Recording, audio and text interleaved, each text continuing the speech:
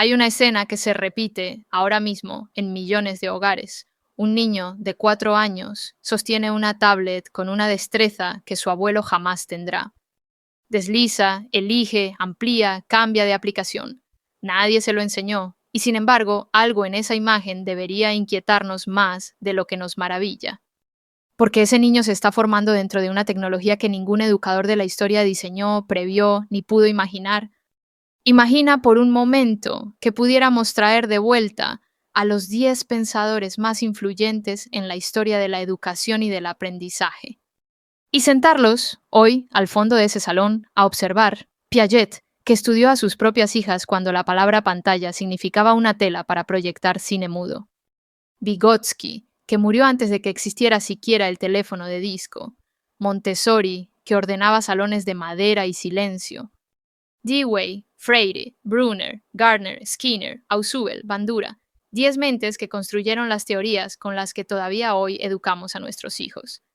Y aquí está la incomodidad que casi nadie quiere nombrar en voz alta. Todas esas teorías, sin excepción, describen a un niño que ya no existe. La educación formal sigue operando con mapas exquisitos, dibujados con enorme rigor, para un territorio que desapareció. El niño de Piaget tardaba años en alcanzar el pensamiento abstracto. El niño de hoy, a los 9, le explica a una inteligencia artificial cómo hacer mejor su propia tarea. No es que los teóricos se equivocaran. Sus ideas son espléndidas, siguen siendo ciertas. El problema es más sutil y más profundo. Los niños son otros. Y esa sola diferencia, la del niño que cambió, mientras las teorías se quedaban quietas, lo cambia absolutamente todo. Así que hagamos el experimento en serio. Resucitemos a los 10. Dejémoslos aterrizar en aulas reales de esta década. Que observen 3 días, que adapten sus ideas 3 días y que, al final, propongan, con una sola pregunta, guiándolos a todos. ¿Qué haría cada uno de ellos, con toda su genialidad intacta, frente a una generación que aprende, se distrae y se construye dentro de una pantalla que nunca deja de moverse? Empecemos por los que pusieron el cuerpo del niño en el centro de todo. Montessori, Dewey y Piaget coincidían en algo que para ellos era casi sagrado. En la primera infancia no se aprende mirando, se aprende haciendo, tocando, vertiendo agua de un recipiente a otro, apilando cubos, equivocándose con las manos. Montessori diseñaba lo que llamaba ambientes preparados. Cada objeto en la sala existía por una razón, para provocar un descubrimiento exacto. Nada, absolutamente nada, estaba ahí por azar.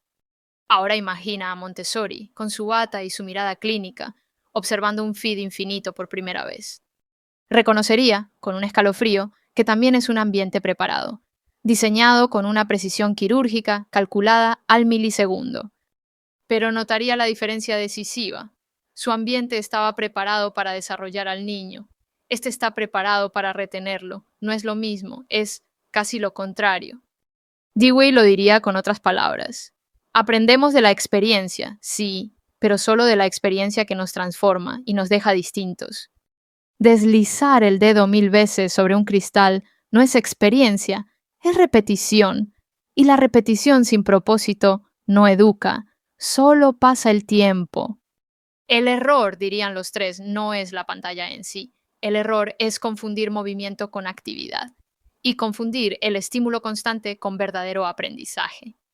Sigamos con los que entendieron, antes que nadie, que ningún niño aprende solo. Vygotsky lo formuló con una idea luminosa: la zona de desarrollo próximo. Un niño puede llegar mucho más lejos de lo que llegaría solo si a su lado hay alguien que sabe apenas un poco más y lo acompaña. El aprendizaje, antes que individual, es profundamente social. Pero hoy, ese alguien que sabe más ya no siempre es un maestro presente, ni un padre atento. Cada vez más es un algoritmo, y un algoritmo no acompaña, recomienda. La diferencia parece pequeña, pero es un abismo. El maestro te lleva hacia donde todavía no puedes ir. El algoritmo te lleva hacia donde ya estabas, una y otra vez. Y junto a Vygotsky se sentaría Bandura, el teórico del aprendizaje por observación. Los niños, demostró, aprenden imitando modelos, copiando a quienes admiran. Su pregunta para nuestra época sería brutal en su sencillez. ¿A quién está imitando tu hijo justo ahora, cuando cree que nadie lo está mirando, porque el modelo ya no es el vecino, ni la maestra, ni el hermano mayor. Con demasiada frecuencia es un desconocido en una pantalla. Alguien optimizado, con recursos enormes para capturar su atención, no para formar su carácter, y el niño no distingue todavía la diferencia. Pasemos a los arquitectos de la mente. Brunner insistía en algo que la tecnología parece haber decidido borrar: el valor del esfuerzo, del descubrimiento guiado. Aprender cuesta, y ese costo no es una falla del sistema, es el mecanismo mismo. Brunner hablaba de andamiaje, un apoyo que se retira poco a poco, para que un día el niño sostenga solo la construcción que antes no podía. La meta del andamio es desaparecer. Pero la respuesta instantánea rompe justamente eso. Cuando cualquier duda se resuelve en un toque, desaparece la fricción productiva, el forcejeo donde de verdad se aprende. Ausubel lo completaría con precisión. El aprendizaje solo es significativo cuando lo nuevo se ancla en lo que el niño ya sabe. Sin ese anclaje, la información entra y resbala. Y buena parte de lo que consume un niño hoy son fragmentos de 15 segundos, sin raíz, sin continuidad, sin conexión entre uno y el siguiente. Datos que entran, brillan un instante y se evaporan sin dejar huella. Mucha información, poquísimo conocimiento. No es lo mismo saber que haber visto. Gardner, sin embargo, traería un matiz esperanzador a la sala. Su teoría de las inteligencias múltiples nos recordó que no existe una sola forma de ser inteligente. Hay una inteligencia musical, una espacial, una corporal, una interpersonal. La escuela tradicional, obsesionada con dos o tres, se las negó a generaciones enteras. Y la tecnología, bien usada, podría por fin honrar esa diversidad, dar al niño que piensa con las manos o con el sonido caminos que el aula jamás le abrió. El problema es que casi toda la pantalla actual empuja hacia una sola dirección, la del consumo rápido y pasivo, muchas mentes distintas, un solo molde para todas. Y llegamos al más incómodo de los 10, Skinner, el conductista, el que estudió, con una frialdad legendaria, cómo el refuerzo moldea la conducta de un ser vivo. Skinner no se sorprendería ni un segundo. Reconocería el feed al instante, porque el feed es, literalmente, su laboratorio llevado a una escala que él nunca soñó. El refuerzo variable, esa recompensa impredecible, que mantiene a la paloma picoteando y al jugador frente a la máquina tragamonedas, es el motor exacto de cada deslizamiento hacia abajo. No sabes qué vendrá en el siguiente video. A veces es aburrido, a veces es fascinante, y esa incertidumbre, Skinner lo probó, es lo más adictivo que existe. La diferencia no está en la técnica, está en el propósito. Skinner soñaba con usar el refuerzo para enseñar, para acelerar el aprendizaje. La industria lo usa para retener. La misma ley invertida en su intención. Y por eso, al final, necesitamos al más político de todos, Freire.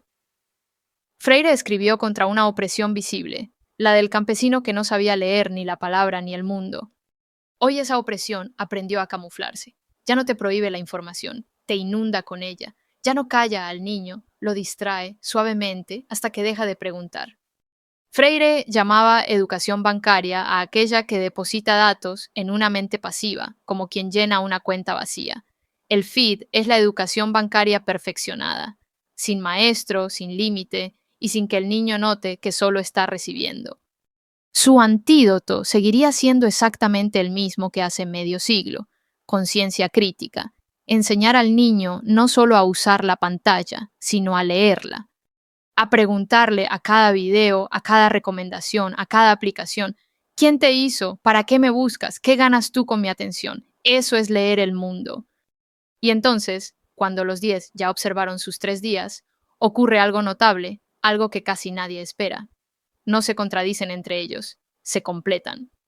Ninguno de los 10 diría: apaguen todo, tiren los dispositivos, volvamos al pasado, porque ninguno de ellos fue jamás un nostálgico.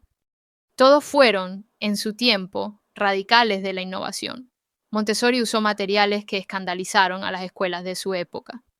Dewey convirtió el aula en un taller vivo. Freire llevó la alfabetización a donde el poder no quería que llegara. A ninguno le temía a la herramienta nueva.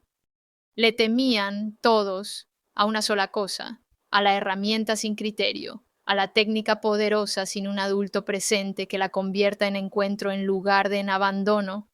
Y exactamente esa, es la tesis de la tecnoeducación temprana. No se trata de elegir entre los clásicos y la tecnología, se trata de leer la tecnología a través de los clásicos. Usar a Montessori para preguntar si este ambiente digital desarrolla al niño o solo lo retiene. Usar a Vygotsky para no dejarlo jamás solo frente a la máquina. Usar a Brunner y a Ausubel para exigir esfuerzo y sentido, no respuestas instantáneas. Usar a Skinner para reconocer a tiempo cuando nos están manipulando. Y usar a Freire para enseñarle al niño a leer el mundo que se esconde detrás de la pantalla.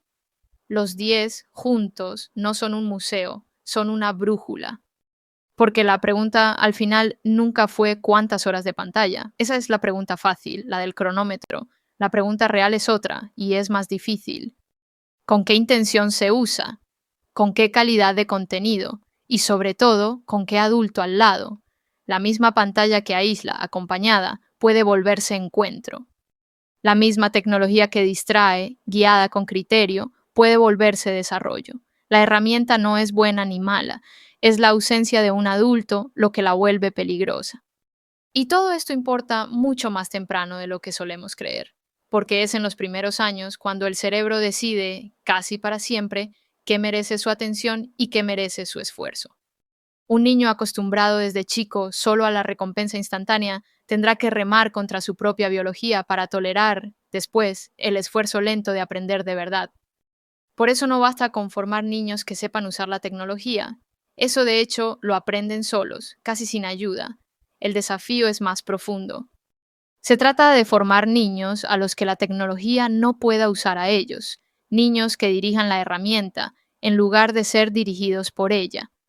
Los 10 teóricos no fracasaron, simplemente escribieron, con genialidad, la primera mitad del mapa, la mitad del niño que aprendía en un mundo de objetos y de personas. La segunda mitad, la del niño que ahora crece dentro de una pantalla, no está en sus libros, no podía estarlo. Esa mitad nos toca escribirla a nosotros. Todo esto, los 10 teóricos aterrizando en el aula de hoy y un método concreto para acompañar a un niño en esta era, está desarrollado capítulo a capítulo en el libro Tecnoeducación Temprana. Si quieres profundizar en esta mirada, leída a través de los grandes pedagogos, el enlace para conseguirlo está en el comentario fijado. Y quedémonos, para terminar, con la única pregunta que ninguno de los 10 habría respondido jamás con una moraleja fácil. Cuando tu hijo mira una pantalla, en ese instante callado, ¿quién está educando a quién?